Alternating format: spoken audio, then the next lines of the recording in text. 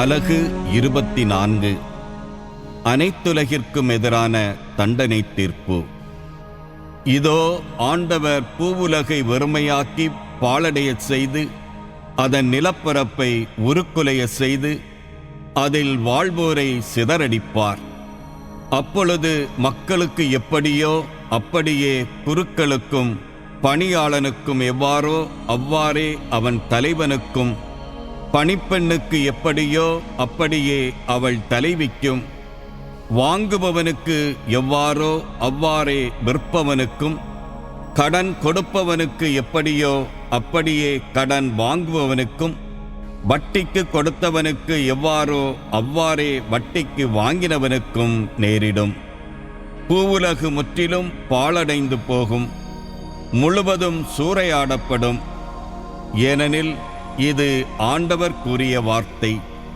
நிலம் புலம்பி வாடுகின்றது, மண்ணுலகம் தளர்ந்து வாடுகின்றது. மண்ணுலக மக்களுள் உயர்ந்தோர் தாட்சியுறுவர். நாடு அதில் குடியிருப்போரால் தீட்டுப்பட்டுள்ளது. ஏனெனில் அவர்கள் சட்டங்களை மீறினார்கள், நியமங்களை சீர்குலைத்தார்கள், என்றுமுள்ள உடன்படிக்கையை முறித்தார்கள். ஆதலால் சாபம் பூவுலகை விளங்குகின்றது. அதில் குடியிருப்போர் குற்றப்பழியில் சிக்கியுள்ளனர். அதில் வாழ்வோர் நெருப்பில் எரிந்து போகின்றனர். சிலரோ எஞ்சியிருப்பர். திராட்சை கொடி தளர்கின்றது, திராட்சை ரசம் தீர்ந்து போகின்றது. அக்களிக்கும் இதயங்களெல்லாம் பெருமூச்சு விடுகின்றன.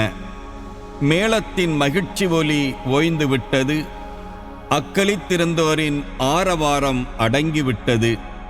யாழின் இன்னிசை நின்றுவிட்டது. பாடலுடன் அவர்கள் திராட்சரசம் குடிக்க மாட்டார்கள். மதுவும் குடிப்போருக்கு கசப்பாயிருக்கும்.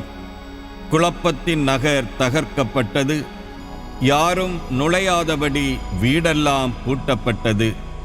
திராட்சை ரசத்திற்காக தெருக்களில் கூச்சல் எழுகின்றது, மகிழ்ச்சி எல்லாம் மங்கி மறைகின்றது.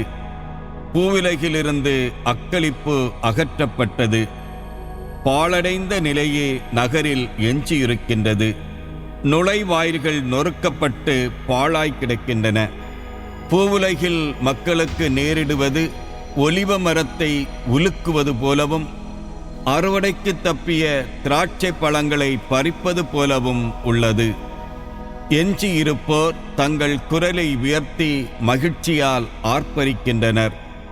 ஆண்டவரின் மாட்சி பற்றி மேற்கிலிருந்து ஆரவாரம் செய்கின்றனர். ஆதலால் கீழ்த்திசையில் ஆண்டவரை பெருமைப்படுத்துங்கள். கடலின் தீவுகளில் இஸ்ரவேலின் கடவுளாகிய ஆண்டவரை போற்றுங்கள். மண்ணுலகின் எல்லையிலிருந்து நீதியுள்ளவருக்கு மாட்சி என்னும் புகழ்பாடலை நாங்கள் கேட்கின்றோம். நானோ இளைத்துப் போனேன், இளைத்துப் போனேன், எனக்கு ஐயோ கேடு.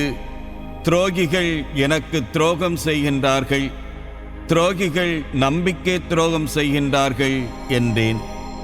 உலகில் குடியிருப்போரே, திகில், படுகுழி, கண்ணி ஆகியவை உங்களுக்கு எதிரில் இருக்கின்றன.